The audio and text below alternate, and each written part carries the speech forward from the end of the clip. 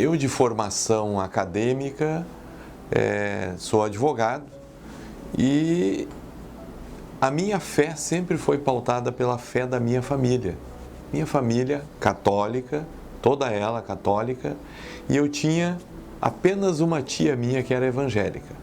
Anos depois, acabei descobrindo que ela sempre orava por mim, para que eu pudesse vir a me converter à fé, né, do Evangelho.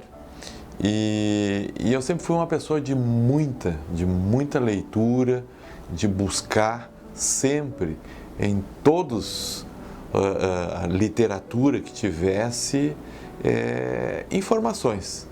Eu sempre realmente queria saber razões da existência, qual era a fé verdadeira, qual a melhor religião.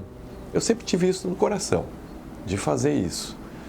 E eu sempre digo assim que foi uma espécie de um complô que Deus preparou através de diversas pessoas que participavam e que circundavam em torno da minha vida, para que eu viesse a entender e compreender o Evangelho. Então, assim, acho que o primeiro episódio, assim, marcante é de que eu, até então um advogado com 10 anos mais ou menos já de carreira, completamente sem uma fé definida, eu, num contato com um pastor, ele me dá uma fita cassete.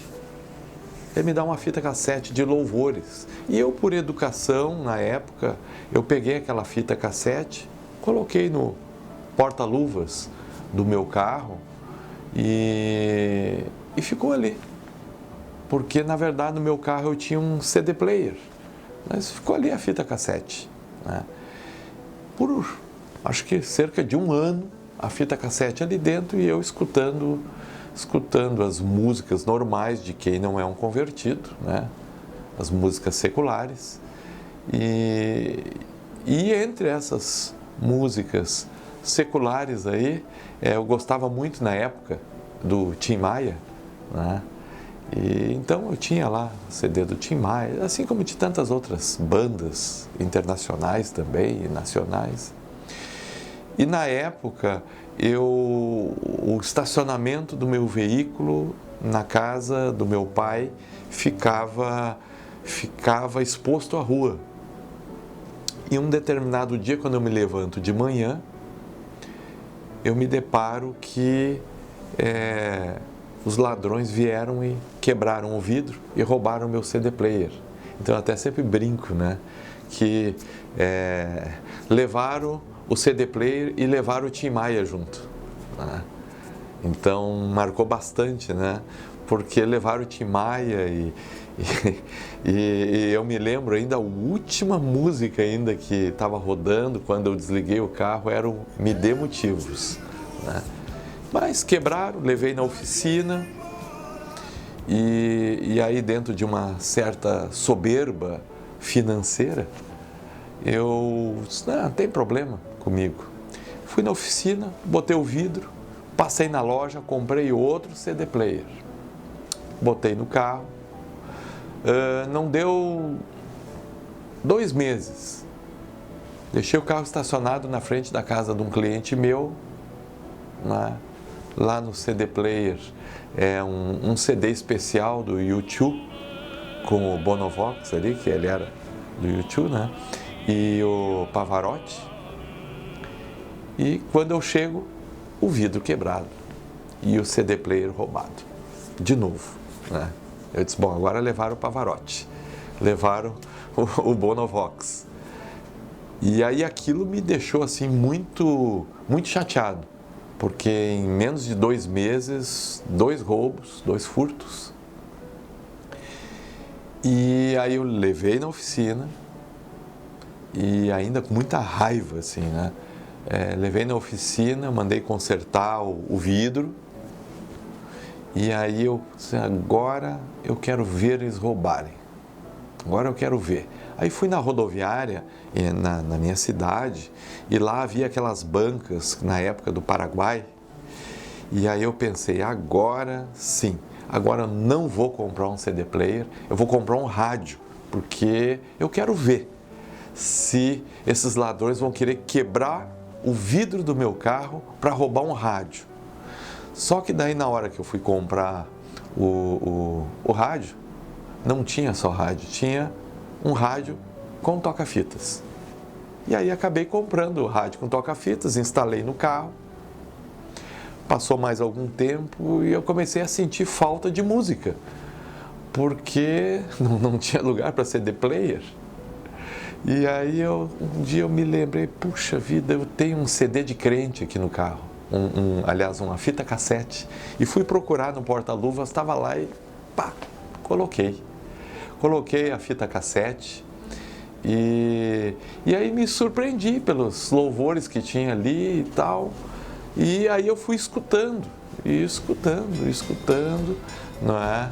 O Te Amo Jesus da Cristiane, e escutando, Prisioneiro, e achei bem interessante, assim, porque era uma outra visão.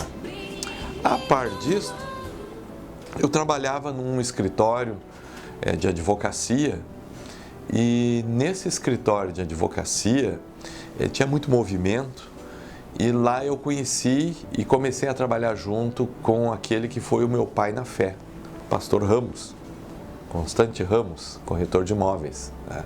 Que é hoje o nosso diretor do patrimônio.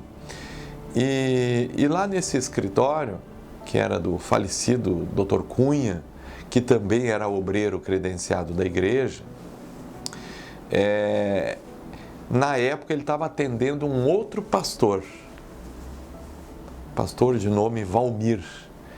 E me chamava a atenção aquele pastor, porque aquele pastor, ele tinha o horário marcado, ele chegava com uma certa antecedência e ele não perdia tempo, ele não ficava parado. Ele sempre tinha dentro da pastinha dele um livro, e ele ficava lendo aquele livro. E eu passava às vezes para pegar um café, cumprimentava ali e tal. Daí um dia ele estava ali, eu abordei ele e disse, ô pastor, o senhor poderia me indicar um livro evangélico para que eu pudesse ler? Porque eu já li de tudo. Eu já li islamismo, budismo, espiritismo, quer dizer, eu busco uma fé. E eu gostaria que tu me indicasse algum livro. Aí ele disse, não tem problema. E aí ele me indicou um livro chamado A Sedução da Igreja. E ele me deu aquele nome, né? Isso numa sexta-feira.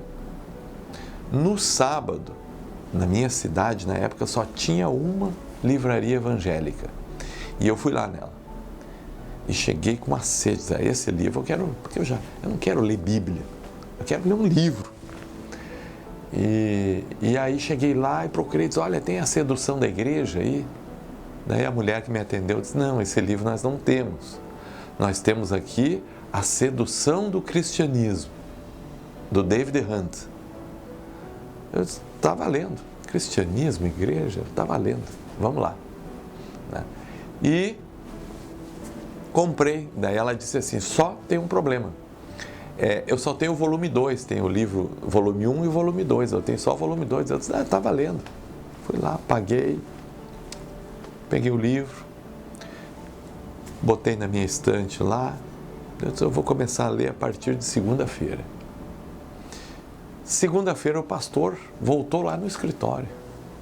E aí ele volta e aí ele diz assim para mim, ô doutor, e aí, tudo bem?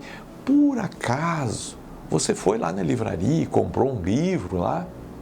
Eu disse, eu comprei. Comprei, de fato, comprei o livro. Então ele, pois é, sabe que a minha esposa, a pastora, ela está lendo esse livro também.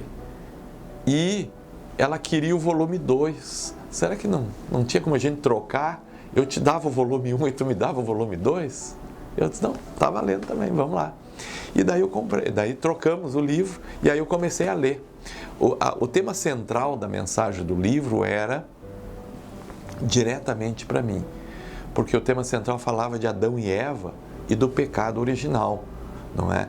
Que era aquela sede de buscar o conhecimento, não é? Do bem e do mal, quer dizer, justamente era a minha sede, né? Eu estava, na verdade, querendo invadir outras religiões, outros conhecimentos, né? E eu me vi bastante ali como Adão e Eva, cometendo um pecado, procurando outros canais, entre aspas, que poderia levar a uma vida eterna, uma salvação, a vontade de Deus, e não procurando a Bíblia.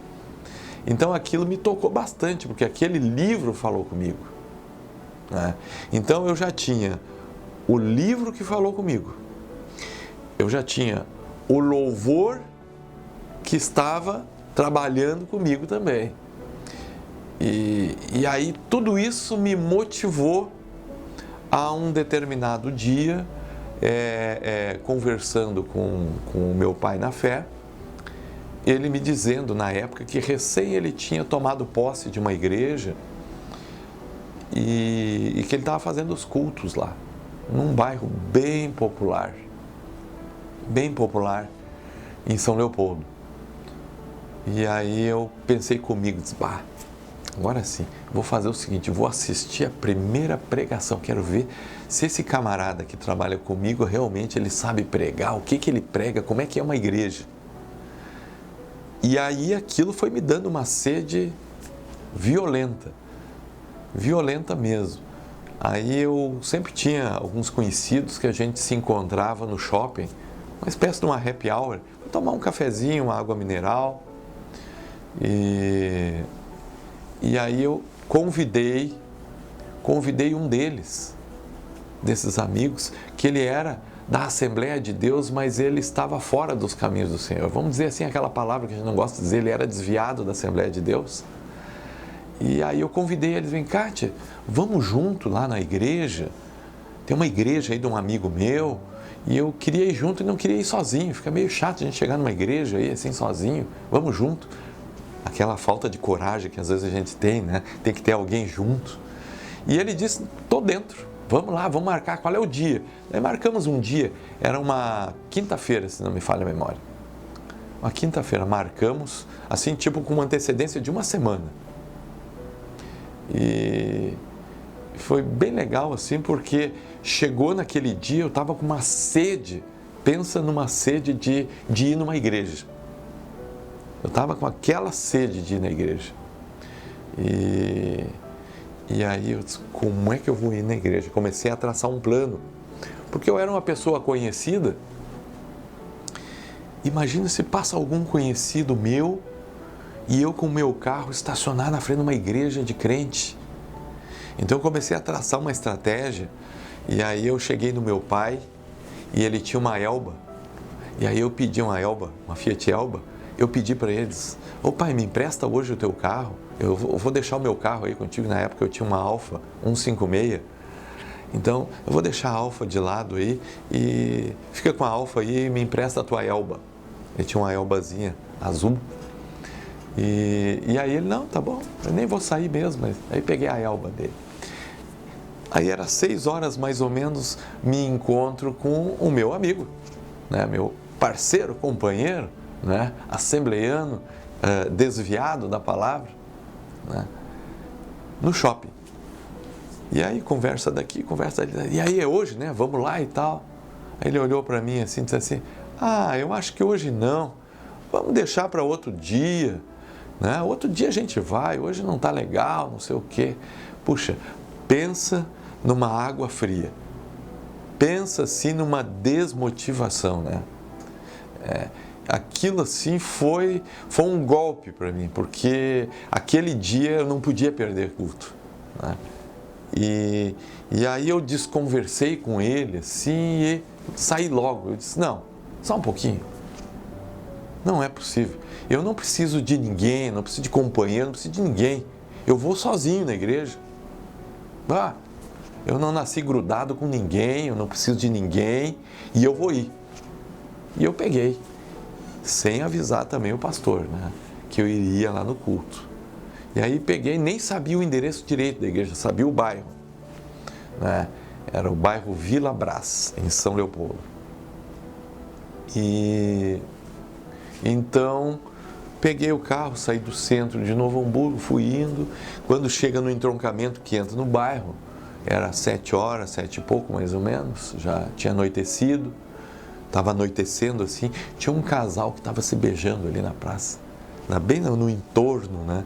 E aí eu cheguei, parei o carro, a Elbazinha, parei e perguntei, vem cá, onde é que tem aí a Igreja do Evangelho Quadrangular? E aí o rapaz olhou para mim assim, deu uma risadinha. Ih, rapaz, essa aqui é a rua das igrejas, tem 20 igrejas nessa rua aqui, vai seguindo, tu vai te achar aí. Deus, puxa vida, que situação. E saí, e fui olhando, e de fato aquela rua era a rua das igrejas. Eu olhava de um lado, uma igreja, do outro, outra. Era a Assembleia de Deus, Adventista, Restauração, Renovação, Só Jesus Salva, e não sei mais o que, mais o que, mais o que. Daqui a pouco, pá, Quadrangular. Deus, opa, me achei. Como é que eu vou chegar nessa igreja? Aí eu fui, andei umas 3 quadras até poder fazer a volta, né? A igreja estava lá, tinha um diácono na porta, e eu pego, a Elba do meu pai tinha uma característica, os vidros escuros, não dava para ver quem estava dentro. E aí eu, num impulso de não querer me revelar, eu estaciono o carro bem na frente da igreja, não tinha quase ninguém na igreja. Acredito que, como a obra estava sendo restaurada naquele momento na igreja, tinha pouquíssimas pessoas, a porta estava aberta, eu estacionei o carro e baixei um tantinho assim do vidro. E fiquei ali. E o diácono na porta, de certo, ficou pensando, quem será esse camarada, né? E estava rolando o louvor lá, terminou o louvor, o pastor entrou e começou a pregar. E eu dentro do carro, com o vidro aberto, isso aqui. Como o pastor falava bem alto, né, eu escutei toda a mensagem, toda ela. Até terminar a mensagem, de dentro do meu carro, sem entrar dentro da igreja. Né, sem entrar. E nunca mais me esqueci aquela mensagem. Jesus Cristo caminhando sobre as águas, e os discípulos confundindo ele com um fantasma. Até hoje, lá se vão cerca de 20 anos atrás, mais ou menos. E a partir dali, então, terminou o culto, fechou. Quando o pastor estava fechando, eu desci. Ele fechou a igreja, eu desci, fui lá e cumprimentei ele. Ele disse, mas como que tu não entrou na igreja? Eu disse, pois é, e tal, e tal, e tal, e tal. Né? A partir dali, eu comecei a frequentar a igreja.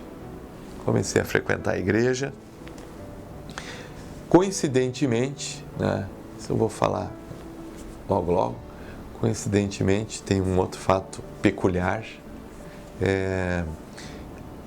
Comecei a frequentar a igreja uma vez por semana, depois passei para 2 vezes por semana e depois 3 vezes por semana.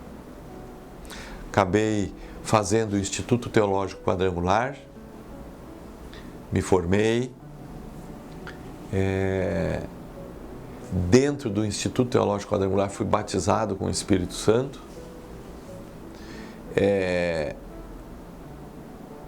Confessei para a minha família que havia mudado a minha fé, que não era mais uma fé católica, e sim uma fé evangélica, apesar de ser tradição na minha família, né? Então foi bastante complicado explicar isso e conseguir assumir essa posição na época. E, enfim, acabei me convertendo sem se batizar. Vou no primeiro batismo, levei vários conhecidos meus que se batizaram e eu não me batizei. No segundo batismo, era anual na época, né? 15 de novembro. segundo batismo, fui lá. Mais uma vez, não me batizei. Eu fui me batizar no terceiro batismo, não é? Para ter a convicção mesmo, né, da fé. Então, a partir dali, tudo mudou na minha vida com relação à fé, a gente verdadeiramente se converteu. E hoje, pensando melhor em toda essa situação,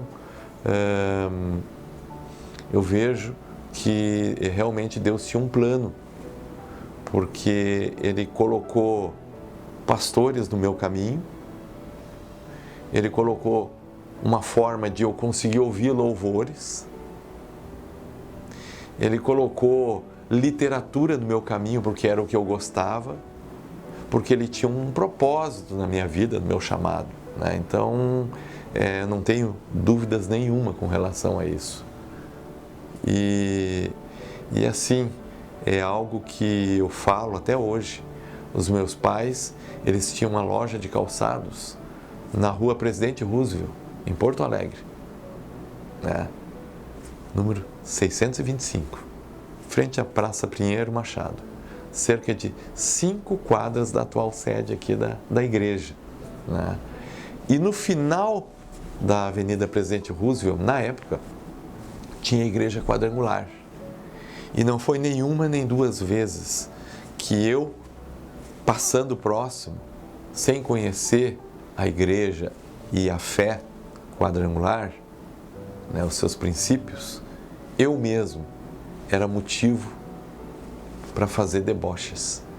Porque eu enxergava de longe ali, igreja quadrangular, e eu pensava comigo, por que não triangular? Por que não hexagonal? Não é? Olha só o nome que foram dar para essa igreja. Não é? E, passado o tempo, não é? Acabei me formando em TQ, como eu falei. Fiquei, se não me falha a memória, cumprindo, né, e honrando o meu pastor cerca de 3, 4, 5 anos como auxiliar dele, né? Fiquei na igreja até que um dia, então, Deus nos chamou para sermos pastores titular, assumi uma igreja em Novo Hamburgo, né? E passei a ser pastor titular, né? E agora, cerca de 3 anos atrás, o pastor Solon nos chamou e nos abençoou com este cargo, né, de superintendente regional da minha cidade mesmo, de Novo Hamburgo. E assim a gente foi trilhando um caminho que eu não tenho nem dúvida nenhuma que Deus me encaminhou dentro desta jornada de fé, deste caminho. Não é? Sempre Deus colocando alguém do meu lado, alguém me tutoriando, me indicando o caminho, abrindo portas aonde eu nem sabia que existiam portas, e sempre foi assim na minha vida. Então, eu tenho essa certeza, essa convicção de chamado, essa certeza e convicção que Deus está nesse negócio na minha vida. Porque a minha jornada, ela foi totalmente desenhada por Deus. Seja de um lado, de outro, esse que eu gosto de brincar, esse complô, aonde de todos os lados, Deus ia colocando alguém próximo a mim para me indicar, vai por ali, vem por aqui, vai para lá, dá um passo atrás, e foi me encaminhando até onde hoje a gente está, não é? Hoje, numa condição em que a gente compreende os passos iniciais da fé e compreende que Deus é poderoso. Deus é poderoso, Ele atinge qualquer pessoa. Aonde Ele escolhe uma pessoa, um eleito, Ele vai investir de alguma forma para que se chegue ao bom final, ao bom termo, né? Então, eu extremamente grato, reconhecimento a Deus, né?